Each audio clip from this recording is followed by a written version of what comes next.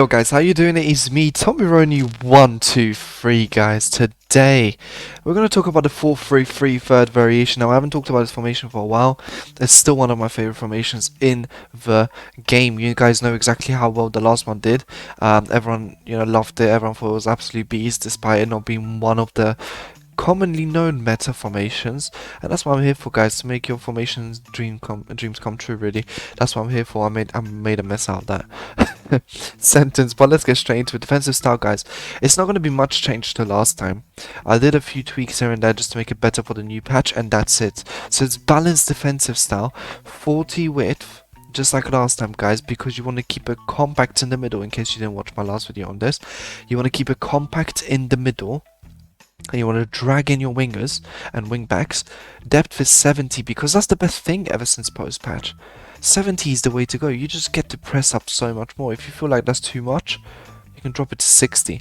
Perfectly fine, guys. But I like 70 personally because it just allows me to press a lot quicker, get the ball back in those key areas of the pitch. Now, build-up play is going to stay balanced. I don't really mess around with this, really. I mean, I've seen a lot of YouTubers like not even touch this button because it's just not really useful this year, unless maybe you're using the 4-1-2-1-2 narrowed and fast build up as a way to play. But right now, balanced, guys. Direct passing. Once again, you guys probably seen this on every single video ever, and the reason for this is because it works so well. It gets players in behind the back line, which is exactly what you need. So direct passing is the way to go there. Width, we're going to drop it to 40, guys. Last time it was 42, this time I'm bringing it to 40. It's just because these wingers would be too spread out from each other, and basically it would be a real problem. And obviously in comparison to the 4-3-3 attack, the fourth variation, this one has a centre mid and two CDMs. It allows you to have that triangle in the middle to defend with. Illuminati confirmed for you guys. But the truth is, at the end of the day, being serious, it's just a way better balanced formation than the 4-3-3 attack, which is more of an attacking comeback formation. Players in the box, guys, 6. I don't want to overload the box too much. Like I said, the 4-3-3 is always a bit of a problem defensively, so I want to make sure it's not got too many players up there. Corners 2, free kicks. Well, 2 free kick corners. No, I'm going to bring up to 3 because I hate 2 corners. I can't get into anyone in the box. Then in terms of the striker instructions, guys, stay central, stay forward. Now, it's very important you have a striker here who's really good in and out. He needs to be fast. He needs to be, if he's one of those tall dons like Lewandowski Team of the Year, then perfectly fine as well. But you want them to stay central, stay forward, and you want them to have very good passing so they can supply the wingers down the wing who are getting in behind and getting into the box. The key here is that the striker really connects the play between the midfield and the attack. The wingers get in behind, giving him an option, and he stays central, so he's always there for the cutback in the middle. Or if you want to go back into the middle, he's there. That's your option, really, and that's what he's going to be creating.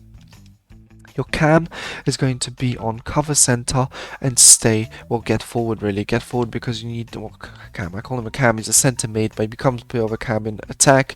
In defense, he becomes a center mid. So he's, it's quicker to pick up the ball from these areas. Now, if you didn't watch my last video, you might be wondering, what the hell are you doing here?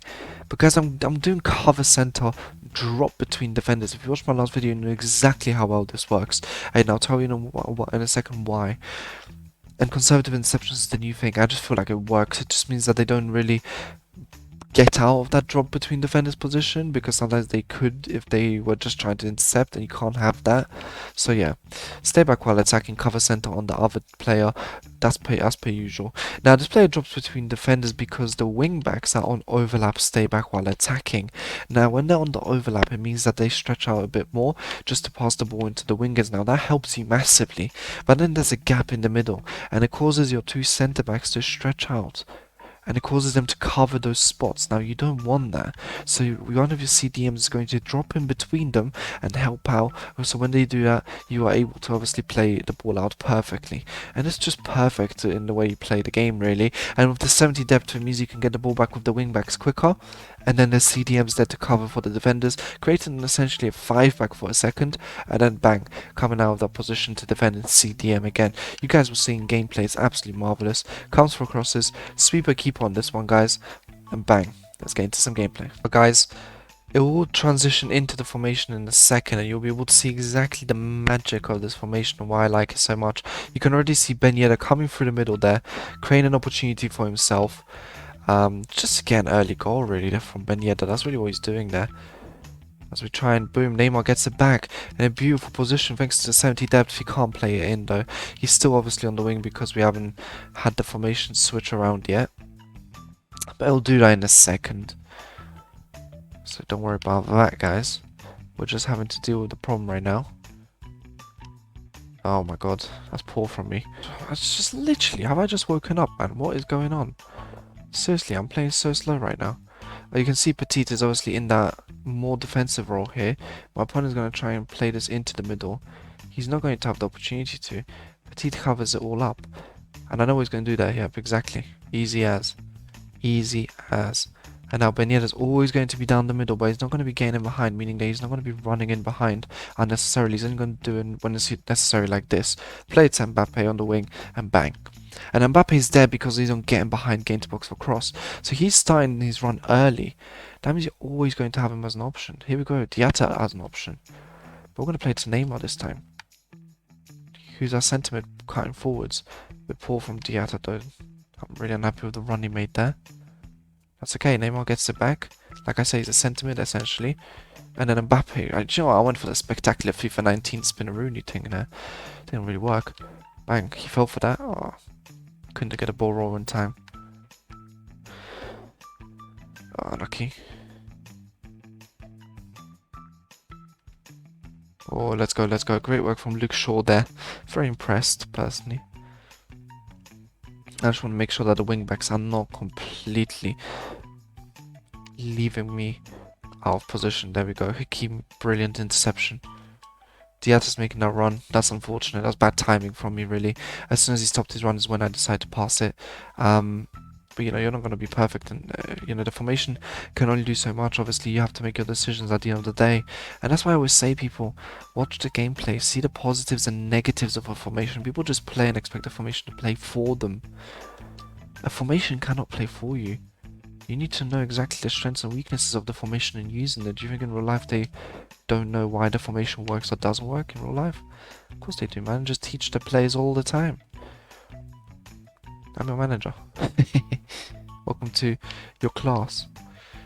Right, here we go. Don't drag out your defenders. See? I could have dragged Alvarane all the way into the midfield and gotten screwed over there. No need. Have your defenders be in their positions. People will drag out the defenders running forwards. Sometimes it's better to cover up the later pass than the early one. Because sometimes if you cover up the early one, you get screwed over. And it's just about timing, really. You learn that as you play the game. Playing the game is your best indicator of when to do different things. Unfortunately, couldn't get my shot off there. So my opponent's going to be trying to maneuver his way around. And I get with 70 depth, you know, your players push up and there's all this space in the middle. If you don't like it, if it doesn't work for you guys, switch it around. I mean it, switch it around. Play with like 60 depth or something, guys. It's not an issue. People always say, oh, this formation's not working for me. You don't know what you're doing. Mate, switch it around. Switch it around for what works for you. Some people cannot play with high depth formations. I don't mean drop it to 30, I mean just drop it to 60, by the way. Don't be alright. Boom. As I speak, I score Ben Yedder. Ben Ratieda himself. Beautiful goal. 2-0. That's what we like to see. Gonna try and... these kickoff goals need to go, man. This is just stupidity at this point, man. He doesn't even deserve that. He's done nothing to warrant that. Absolutely nothing to warrant that goal. What can you do, man? EA Sports side's greatest. So I'm gonna try and see what we can do around here. Beautiful. Luke Shaw intercepts. In a very central position there, to be honest. I'm not really happy with Luke Shaw being in such a central position. Yeah, that's mine. That's mine. That should be mine, ref. Oh, that's a joke. He ran that off the pitch. I'm pretty sure he ran out of the pitch. Once again, ES Sports. It's in the game. As we try and deal with another problem here. Oh no, we've been caused a lot of problems here. Thank God Neymar Flashback doesn't have any passing on him. How did I get done by that, man? That's just embarrassing. Thank God I picked up with Kimpembe quickly enough to not have anyone trouble me. As we're going to go on a counter here. Boom. Diatta's there. Go on, Diatta. It's a bit annoying that I couldn't get that through, man. I want to be able to get a goal there. Get that? Beautiful. That's what you like to see. Kimpembe picking up the ball high up the pitch, getting us into that key position to score. Obviously, I completely mistimed that reverse elastico. I should be able to keep that though. Okay, apparently Fred beats Chalobah there. On what? There we are. There we are. Beautiful. Beautiful. Play the ball around. Play it there. Diatta's going to cross it. To no avail. But you guys saw exactly how the 4-3-3 works. And really the magic of it is you need to be able to play patiently. You know, you don't want to really mess up the passes to the wingers. Remember, you do have a bit of space to cover to do that, and at the same time you want to make sure that the triangle in the middle stays compact. You don't drag out your defenders and they all stick together in one little clump in the middle, allowing you to keep the ball, guys. The 4-3-3 is magical, and it's even better in its third variation, and people will sleep on it because they don't think it's the meta. It's not 4-2-3-1, 4-3-2-1 or whatever. Doesn't matter. Use it if it works for you guys. If not, lower the depth. It should work magic for you nonetheless. Until next time, peace.